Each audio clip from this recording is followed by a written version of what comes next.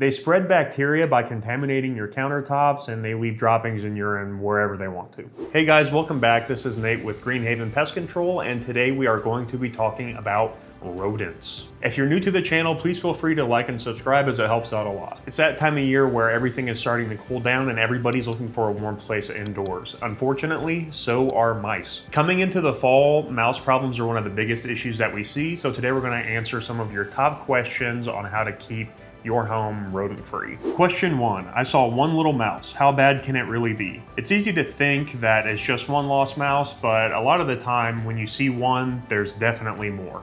Mice reproduce incredibly fast. They can have 5 to 10 litters a year and 6 to 7 offspring at a time. What starts as a couple mice can turn into a major infestation in just a couple of months. Question 2. Are mice just a nuisance, or are they a real danger to my home and family? While they are a nuisance, the health and safety risks should be taken very seriously. They spread bacteria by contaminating your countertops, and they leave droppings and urine wherever they want to. They can also cause property damage. They have to gnaw constantly to keep their teeth filed down, so this means they can chew through electrical wiring, plumbing, insulation, and even structural wood. Question 3. I put out some traps from the store. Isn't that enough? Setting traps is the first step that we take as well. But if you're dealing with a major infestation, it's unlikely to solve the root of the problem. It's basically impossible to keep up with the reproduction rate of mice by trapping. And trapping alone does not address how they're getting into your home. Question 4. What's the most important thing I can do to prevent mice this fall?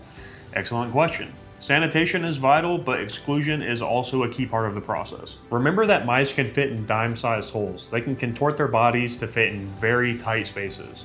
So you can start by checking your foundation where any pipes or wires enter the home and make sure those are sealed off.